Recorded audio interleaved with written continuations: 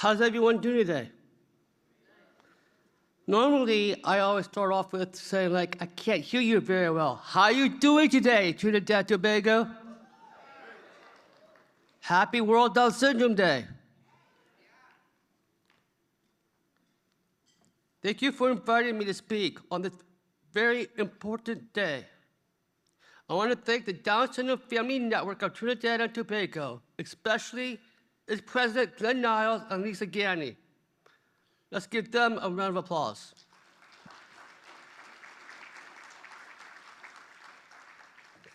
We have decades of advocacy, and each year our voices and those who live and work with us are growing louder and reaching further. This is a call to action. Today, we are here to encourage friends all over the world to unite in celebrating our abilities and focusing on how we can improve the support systems that are needed in our community and throughout our life. While we are celebrating all the progress we have made over the years, we still have more work to be done. Our disabilities are not an obstacle to success. We can show the world that we are citizens who matter. I am proud and happy to be celebrating and advocating with you all. I'm a proud man who has Down syndrome.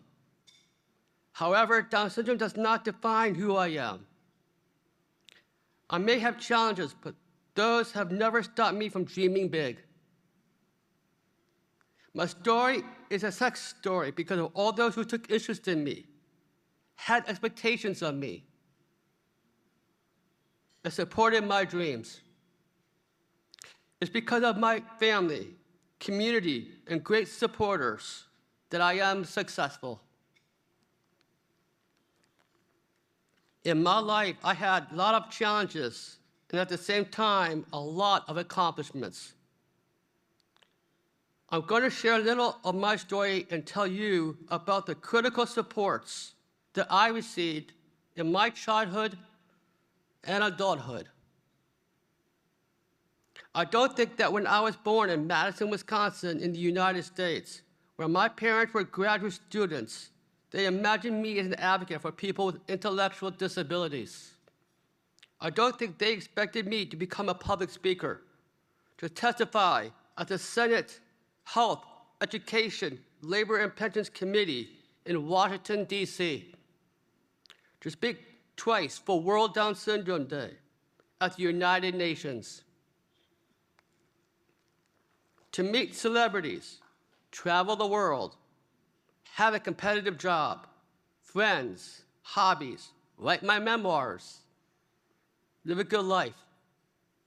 And I would dare to say an extraordinary life. When I was young, I used to ask my mother, when will I get rid of this Down syndrome thing? She would say, it is something that stays with you all your life, but does not stop you from having dreams and being successful. Thank you, Mom.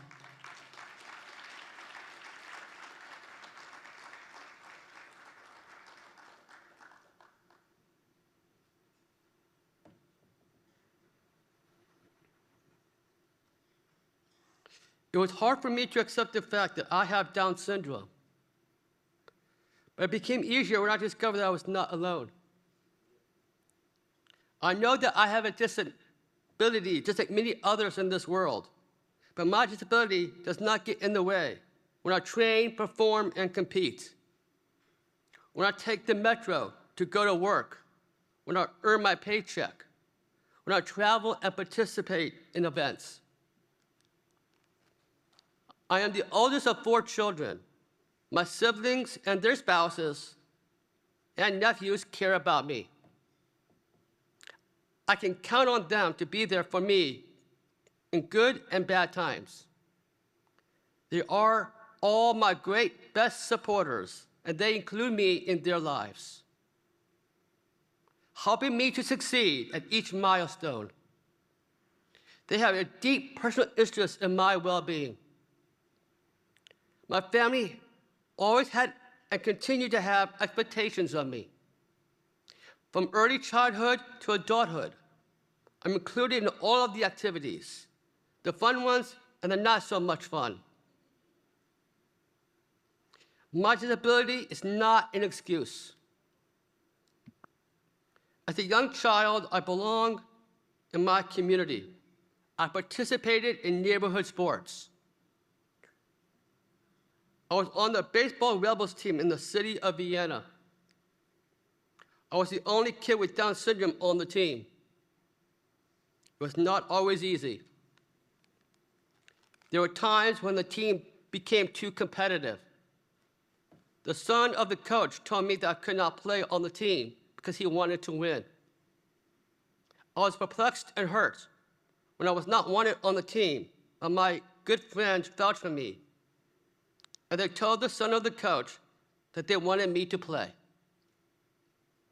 I played this season, and we worked hard.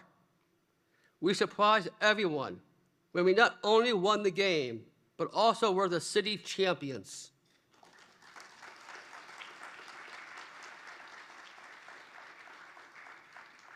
My friends saw me as a member of the team. They were my support system. As you may have guessed, I love sports. I learned to swim with my brother and sisters at our community pool. It's my favorite sport, and I'm good at it. I learned to swim with the regular team, and I would join in competitions and in relays. At age 10, I joined Special Olympics, which gave me many opportunities to gain confidence and shine. In elementary school, Ms. Zola was the best teacher who took a chance on me. She advocated for me to be included in the regular 6th grade classroom projects and field trips. She took the time to focus on my strengths. After high school, vocational training at the Davis Career Center, and internships, I got a competitive job as a clerk in the distribution center with Booz Allen Hamilton.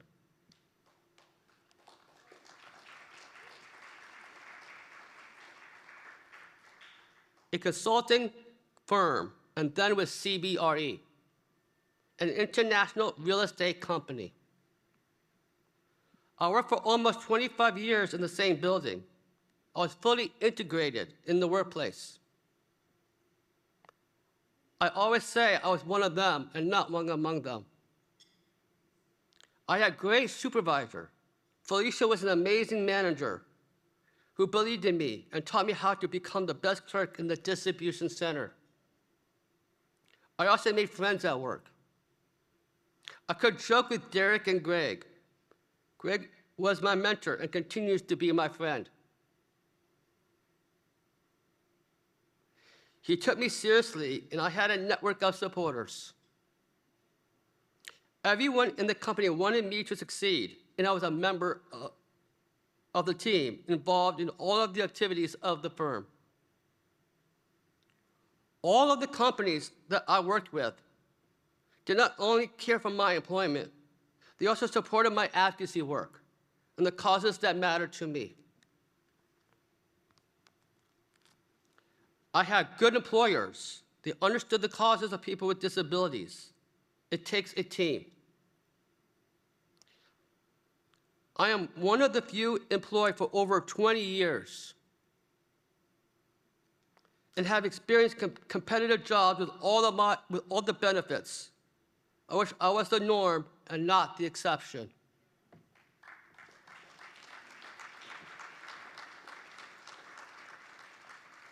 As a public policy fellow, I was fully included. I had a staff badge and official email account like everyone else in the office. Sometimes even those seemingly small things are powerful, inclusive. I spent 6 months on Capitol Hill, and then 6 months with the National Down Syndrome Society. My capstone project was to create resources for employers and employees about competitive employment. I also want to share with you that in the past 3 years, I got very sick with COVID and long COVID. I was 3 times at the hospital. I lost over 80 pounds, and I lost my job.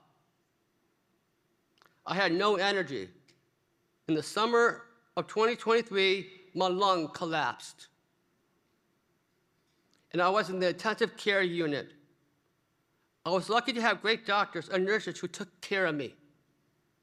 However, when it came to mental illness, it was very difficult to get the care I needed.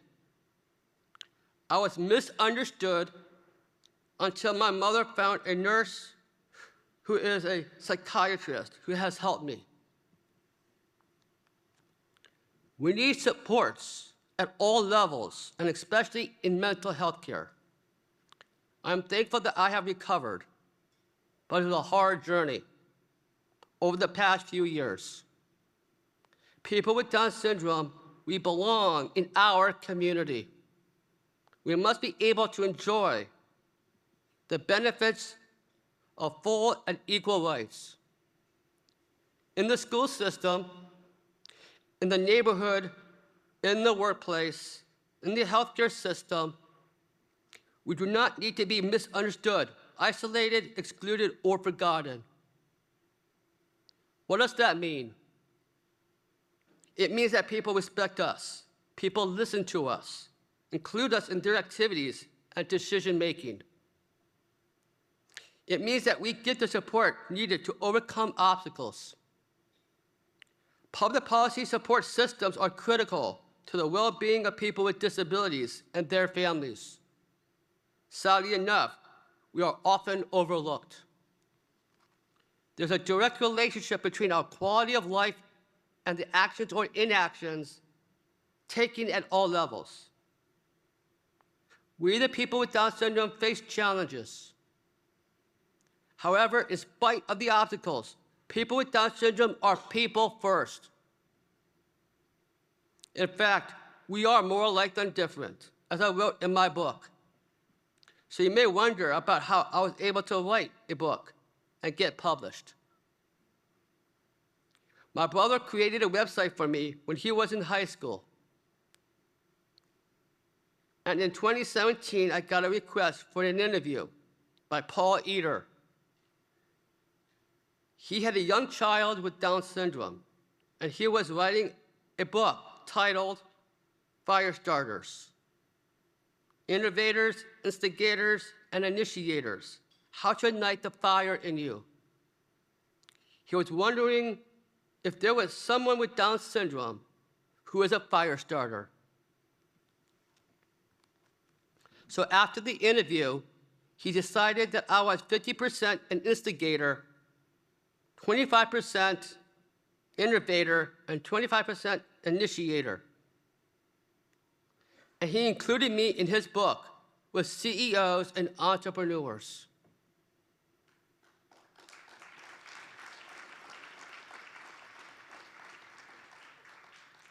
A year later, his co-authors interviewed me and decided that I should write my own book, and they would help me get published. I got busy with organizing the content of the book. With my mother's help, we were able to write 10 interesting chapters. The book was published in 2020, and we made sure that every congressional member on Capitol Hill got a copy, as well as others in the public arena.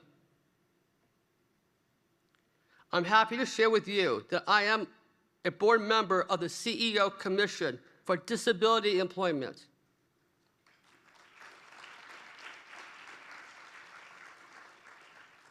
It's a nonprofit organization that was started in 2016 at the National Down Syndrome Society, when I was working there as a Joseph P. Kennedy Jr. Public Policy Fellow. The vision to advance disability-inclusive employment by inspiring and engaging business leaders to drive change through policy, practice, and culture. The goal is to get businesses to encourage meaningful employment of individuals with disability. All disabilities. Having a job is important. It's more than a paycheck. Employing individuals with disabilities is a smart business decision and a social responsibility. As I said when I testified at the Senate Health, Education, Labor, and Pensions Committee, in fact, when people like me are employed, the nation and the world will be a better place for all of us.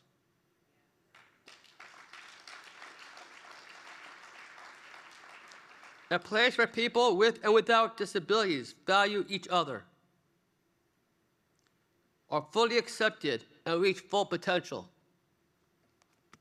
Today, various groups all around the world are focusing on how to improve the role of supporters in our community.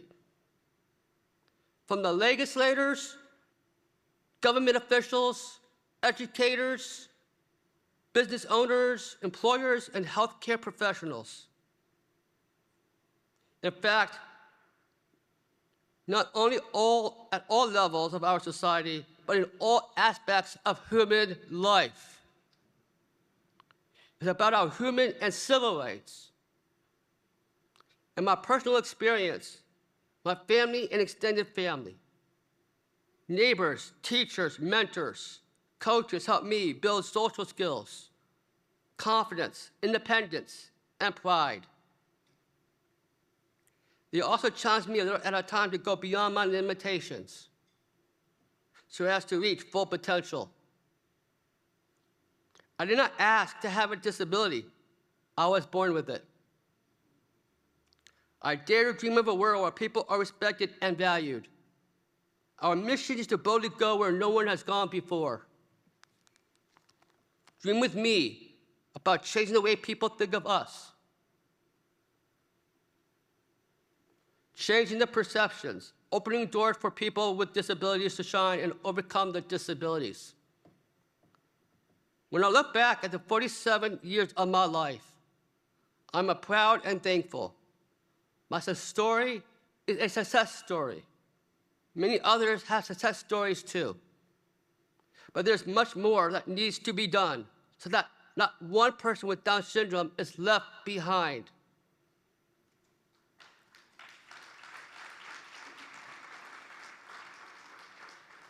I want to ask you if you believe that adults with a disability can be successful. Do you? I can't hear you. One more time for the world leaders to hear you.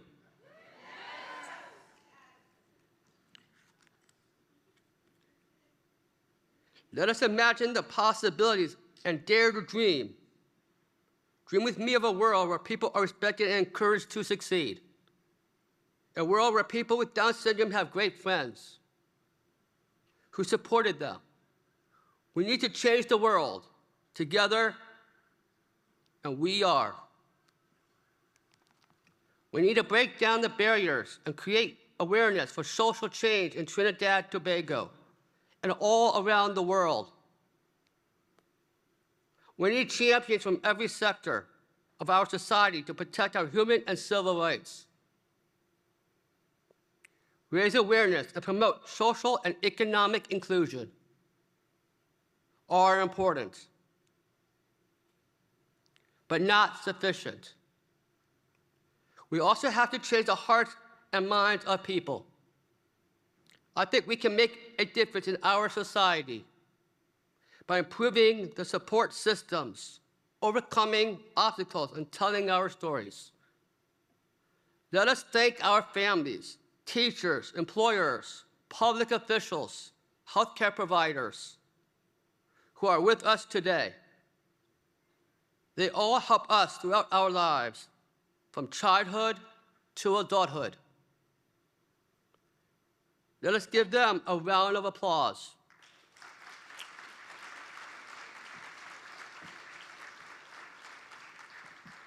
If you don't mind, please stand up. Let us give all the applause to all those who care about us. Thank you, Trinidad.